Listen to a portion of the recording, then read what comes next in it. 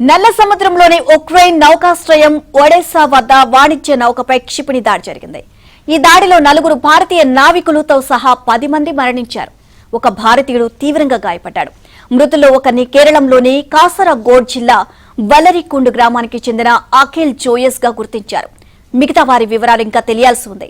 ఒడిశా నుంచి మొక్కజొన్నలతో బయలుదేరిన MV golden Leo cargo నౌకపై ఆదివారం సాయంత్రం క్షిపణులతో దాడి జరిగిందని భారత విదేశాంగ శాఖ తెలియజేసింది.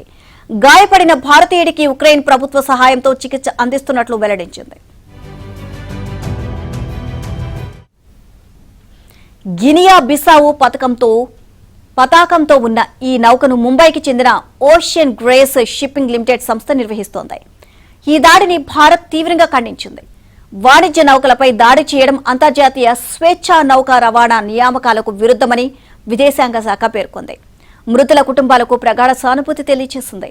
ఉక్రెయిన్లోని భారత రాయబార కార్యాలయం బాధితులకు సహాయం అందిస్తుందని వెల్లడించింది. దాడి జరిగిన సమయంలో నౌకలో 17 మంది సిబ్బంది ఉన్నారు. వారిలో 5 భారతీయులు కాగా మిగతా వారు సిరియన్లు. గల్లంతైన వారి కోసం గాలింపు చేపట్టినట్లు ఉక్రెయిన్ తెలియజేసింది. నౌకపై రష్యానే దాడి చేసింది అని ఉక్రెయిన్ ఆరోపించింది.